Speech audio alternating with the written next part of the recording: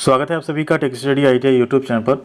आज का ये वीडियो हमारी उस लड़ाई को लेकर है जिसमें हम लोग रेलवे प्रशासन से, भारत सरकार से, मंत्रालय से, सबसे इस बात की लड़ाई लड़ रहे हैं कि आईटीआई छात्रों को उनका अधिकार मिलना चाहिए। ये देश ऐसा है कि यहाँ पे आपको अपना छोटे से छोटा अगर अधिकार लेना हो तो उसके लिए आपको कहीं ना कहीं स्ट्रगल करना पड़ता है। तो ये तो बहुत बड़ी चीज़ है जो हम लोग डिमांड कर रहे हैं रेलवे से, क्योंकि इसके पीछे बहुत लोग ऐसे लगे हुए हैं जो चाहते हैं कि नहीं ऐसा ना हो, और आपको अच्छे से पता है उसके पीछे उनका क्या स्वार्थ है। तो आज एक बहुत बड़ी जीत, एक कदम हम लोगों को जीत की तरफ एक कदम हम लोगों ने रखा है अपने, और होपफुली बहुत जल्द हम पूरी तरीके से इसमें अपने फेवर में फैसला लेकर आएंगे। क्या हुआ पूरा आज कोर्ट में, वकील साहब और गौरव जयराम सर हैं, उनसे हम यहाँ पे सुनेंगे, पूरी बात सुनेंगे कि क्या क्या हुआ आज कोर्ट में। वकील साहब भी अपनी क्या क्या दलील एंड क्या क्या सवालात रख रहे हैं, एंड साथ में रेलवे से कब तक जवाब मांगा गया, और रेलवे ऑलरेडी बैकफुट पे कहीं ना कहीं थोड़ा आ चुका है। ठीक है, क्योंकि सीधा सा कोर्ट का सवाल होगा कि भाई आप नोटिफिकेशन जारी करने से पहले तक आप ये अवेयर थे कि आपको आईटीआई रखना है।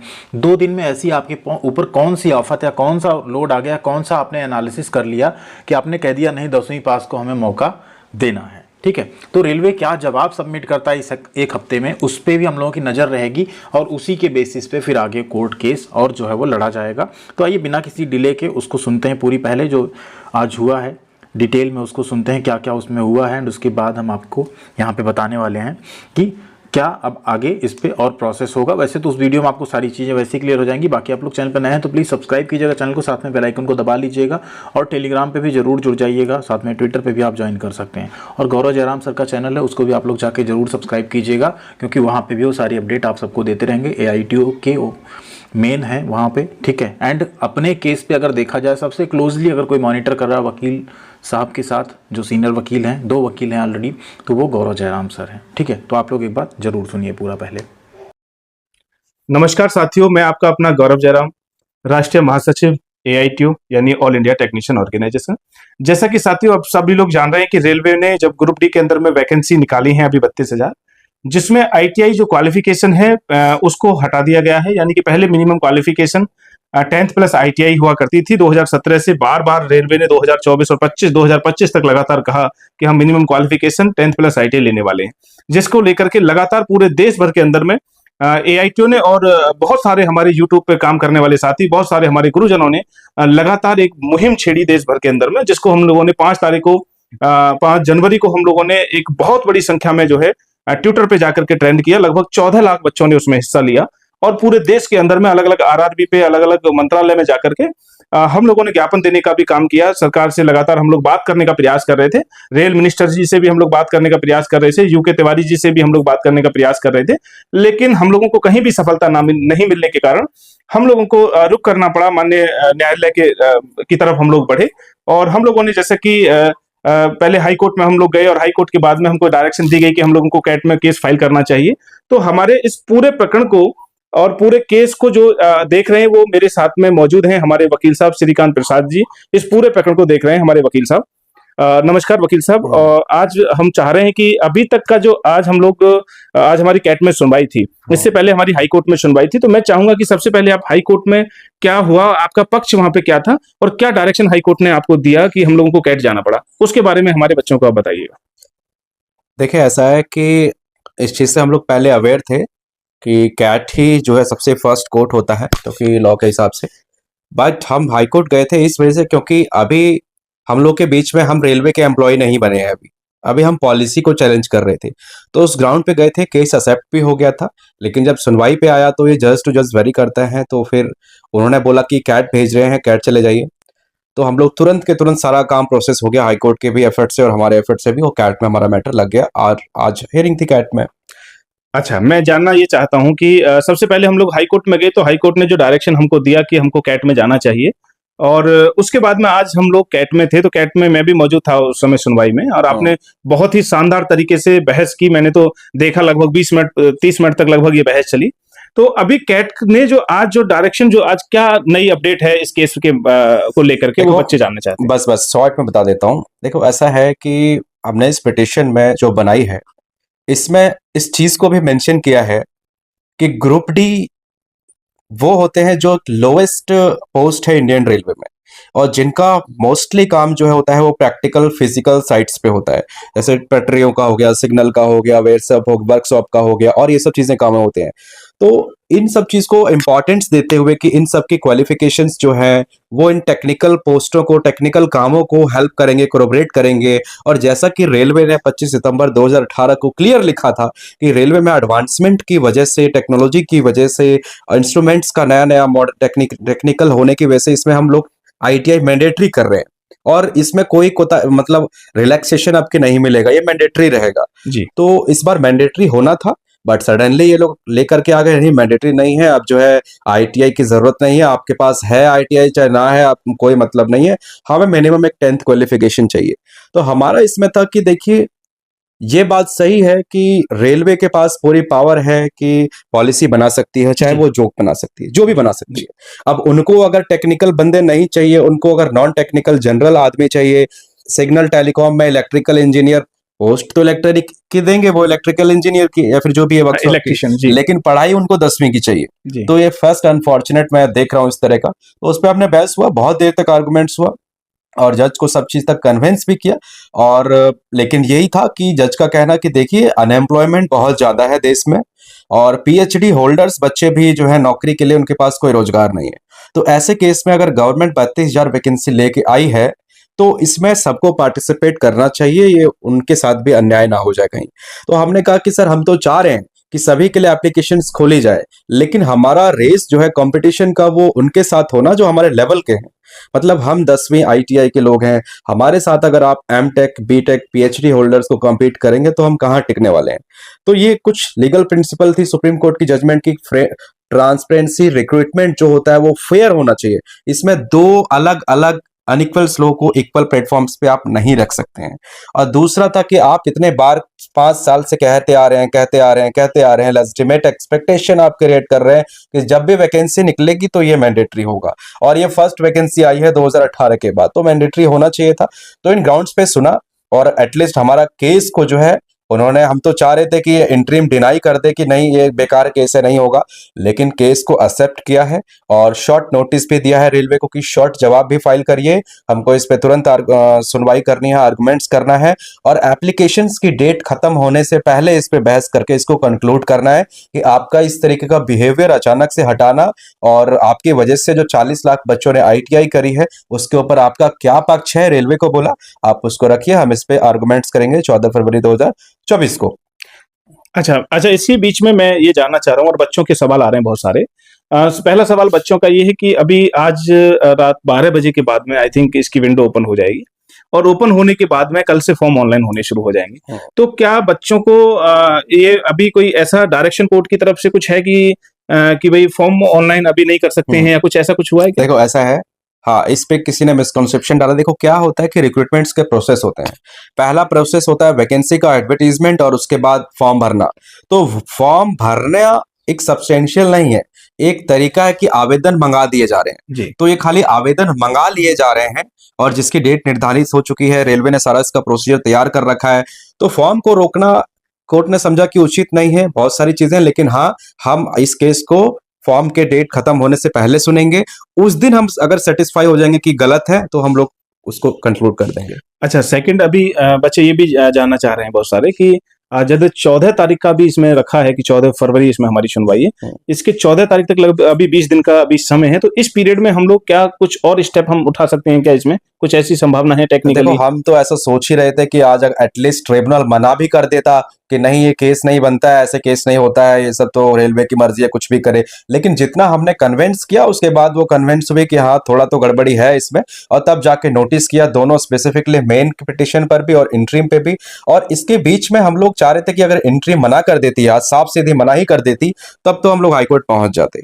क्योंकि इन्होंने मना नहीं किया है, इसका मतलब ये रिप्लाई मंगाया हुआ है रेलवे से बिना किसी के पक्ष को सुने। आप पूरे भारत की बात है, रेलवे का इतना बड़ा डिपार्टमेंट है, वो नहीं डिसीजन दे सकते हैं। उसके लिए इनको टाइम दिया गया है 1 हफ्ते का, 1 हफ्ते में जवाब फाइल करेंगे और फाइनल बहस होगी 14 को।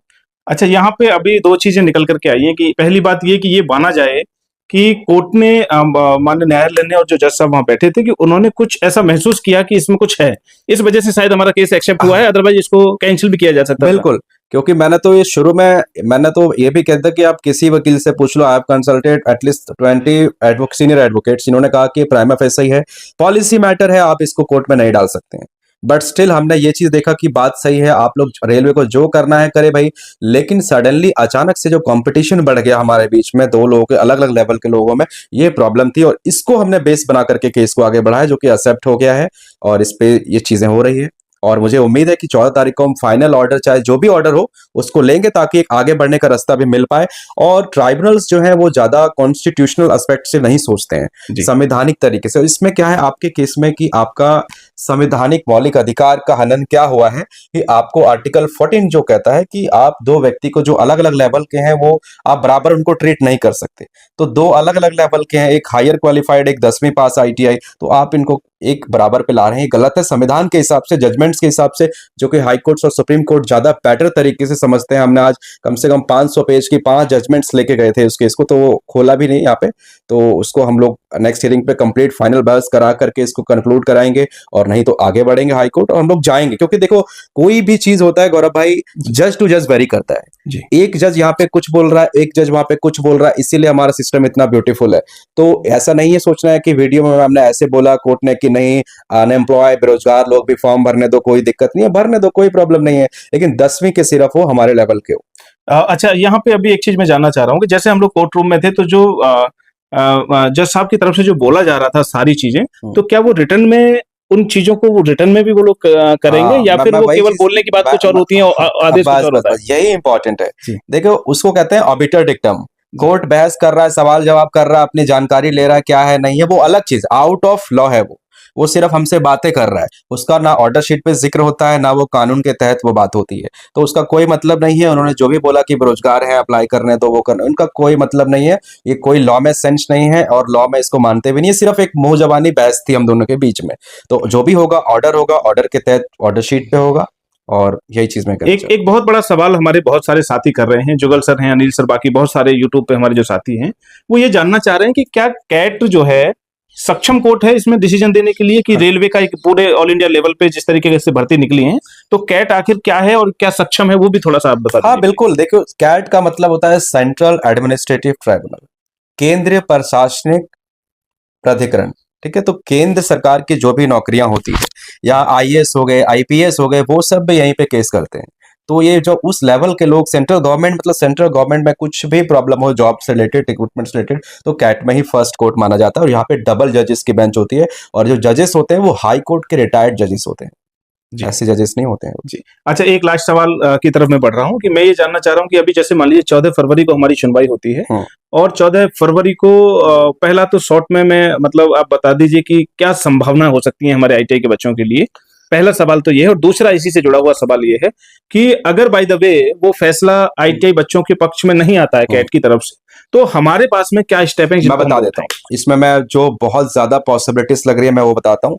अभी जब रेलवे जवाब फाइल करेगा, क्योंकि हम लोगों ने क्या एडवांस तरीका लिया है, हम लोग 2 जनवरी 2025 के लेटर को अब खत्म कर दिया, उसको भूल गए, हमें पता नहीं 2 जनवरी को क्या हुआ नहीं हुआ, क्योंकि 2 जनवरी की बात आपने कहीं एडवर्टीजमेंट में, न्यूज़पेपर में कहीं नहीं किसी को कम्युनिकेट किया है, तो वो माना जाएगा कि हमको नहीं पता है, वो बिल्कुल नहीं पता है। आपने सडनली जो 28 दिसंबर के बाद आपने सीधा अभी 2 दिन पहले कल जो एडवर्टीजमेंट सडनली चेंज कर दिया, तो यही एक लॉ है जिसके बेस पे उनको जवाब देना है कि भैया आखिर 10 दिन में, 2 दिन के अंदर आपको क्या ऐसी आफत आई कि आपने क्वालिफिकेशन चेंज कर दिया। आप उसको कानून में जस्टिफाई करो कि आपने इस वजह से किया, उस वजह से किया, किसने डिसीजन लिया, किसने डिसीजन नहीं लिया। तो ये सारी बात हम भी बहुत दिलचस्पी रख रहे हैं कि क्या जवाब रेलवे देगा कि 2 दिन में ऐसी कौन सा प्रेशर, कौन सा आफत और कौन सा क्या चीज था जो लिखेगा, और उसके बेस पे वो फंसेगा और हम ट्राइब्यूनल में बता रहे हैं। हाई कोर्ट में तो मुझे पूरा पॉसिबिलिटीज है कि यहाँ का, अगर हम तो चाहते हैं कि यहाँ से डिनाई हो इंटरिम रिलीफ, क्योंकि यहाँ पे डेट लेने से बेटर है कि कुछ डिसीजन हो जाए, तो डिनाई हो, 14 तारीख को फाइनल हो, जो भी हो यहाँ पे करवाएंगे, और उसके बाद हाई कोर्ट में पूरा उम्मीद है हमें कि ये चीज हटेगी बिल्कुल। इस बार के लिए तो कम से कम ये आप लोग को जो चाह रहे हैं वो होगा, आगे बार से भले जो भी हो जी। अंतिम सवाल, ITI के बच्चों के लिए क्या संदेश देना चाहते हैं कि वो किस तरीके से अपनी पढ़ाई पे और किस तरीके से इस मूवमेंट के अंदर में वो लोग? देखो मैं बता रहा हूँ आप लोग, सबसे पहले चीज है कि अभी एप्लीकेशन फॉर्म्स चल रहे हैं, अभी कोई एग्जाम की डेट नहीं, कुछ है डेट लेकिन बाद में है। उससे पहले ही हम लोग एप्लीकेशन फॉर्म के लास्ट डेट कंप्लीट होने से पहले ही हाई कोर्ट भी पहुंच जाएंगे, और हाई कोर्ट से हम लोग कोई ऑर्डर भी कर लेंगे, जो भी होगा। जी। तो एक बेहतर ऑर्डर हमें पूरा भरोसा हाईकोर्ट से मिलेगा एटलीस्ट इस बार के लिए। जी इस वैकेंसी में आपको 10th प्लस ITI मैंडेटरी होगा, बाकी भविष्य में जो भी हो उसका नहीं पता मुझे, बट इस बार का मुझे पूरा उम्मीद है कि करवा सकते हैं। जी जी, बहुत बहुत शुक्रिया हमारे साथ में अभी जुड़े हुए थे कि जो पूरे केस को हमारे को पहले दिन से लीड कर रहे हैं, और इनके साथ में एक और हमारे वकील साहब हैं सहरावत जी, जो इनके साथ में इस पूरे प्रकरण को जो है दोनों लोग ये बहुत अच्छे तरीके से इसमें देख एक रहे और चीज मैं बोलना चाहता हूँ लास्ट में, जैसे मेरे को भी कई फोन आए कि सर कुछ नहीं है इस केस में, क्यों ले रखा है आपने, बेकार है, ऐसा है वैसा है। तो मैं बता रहा हूँ कि देखो केस में बेकार, भले मैं जान रहा हूँ कि पॉलिसी मैटर है, लेकिन इसमें गलत क्या है कि सडनली आप 10 दिन पहले एडवर्टीजमेंट चेंज करते हैं क्वालिफिकेशन, और इसकी वजह से 2 अलग अलग लेवल के लोग compete करेंगे। हैं। जी बस यही एक प्रॉब्लम है, और मैं चैलेंजिंग केस लेता हूं जो डिफिकल्ट हो, जिसमें आसानी ना हो, तो उसी के तौर पे मैंने केस लिया, और मैं आपको इसमें प्रूव भी करके दिखाऊंगा हाई कोर्ट के थ्रू कि ये इनका सडन जो चेंज है वो गलत है। जी जी, बहुत बहुत शुक्रिया साथियों। आप अभी सुन रहे थे सभी ITI के बच्चों को मैं बताना चाहता हूं कि आप अपनी पढ़ाई पे पूरी तरीके से आप फोकस रखें, और आपकी जो लड़ाई है उसको हम बहुत मजबूती के साथ में हम लड़ रहे हाँ, वो हैं। एप्लीकेशन फॉर्म कंप्लीट होने आप- से पहले पहले हम लोग आप अपनी प्रक्रिया को जारी रखें, और उम्मीद है कि हम लोग जब तक एप्लीकेशन का जो लास्ट डे होगा उससे पहले हम लोग हाई कोर्ट में भी चले जाएंगे। अगर ऐसा होता है कि कैट की तरफ से अगर बहुत अच्छा रिजल्ट अगर नहीं मिलता है, तो हमको हाई कोर्ट के लिए भी हमारे लिए विंडो खुली है, और उसके आगे भी जाने के रास्ते हमारे पास में खुले हुए हैं। हम आपकी लड़ाई को लगातार लड़ते रहेंगे। आप पढ़ते रहिएगा और लगातार जुड़ते रहिएगा। बहुत बहुत धन्यवाद, नमस्कार। तो ये आपने पूरा सुना होगा, और इसके बाद आप सभी जैसे हम लोग आश्वस्त हो गए, हाँ हमारे जो छात्र हैं, हमारे जो ITI किए हुए छात्र हैं, उनके साथ न्याय जरूर होगा। और ये वीडियो देखकर, सारी चीज़ें सुनकर आपको भी कहीं ना कहीं अंदर से एक तसल्ली हुई होगी कि हाँ कुछ तो हो रहा है, कोई तो है जो हम लोग के लिए खड़ा है, कोई तो है जो हमारे लिए लड़ रहा है। ठीक है, तो वो हमेशा हम लोग लड़ेंगे आप सबके लिए, आप सबके अधिकार के लिए। बस आपको एक चीज़ करनी है कि आपको भी हम लोगों को सपोर्ट करना है, क्योंकि हम लोग अकेले कुछ नहीं, जैसे कहा जाता ना, अकेले कोई चना जो है बाहर नहीं फोड़ सकता। तो ऐसे ही है, अगर आप एकजुट हैं ना, तभी आप यहाँ पे एकत्रित हैं, तभी आप कुछ कर पाएंगे। बाकी आप लोग फॉर्म अप्लाई होना स्टार्ट हो रहा है, फॉर्म भरिए, उसमें कोई इशू नहीं है, सारे डॉक्यूमेंट सही करके फॉर्म भरिएगा।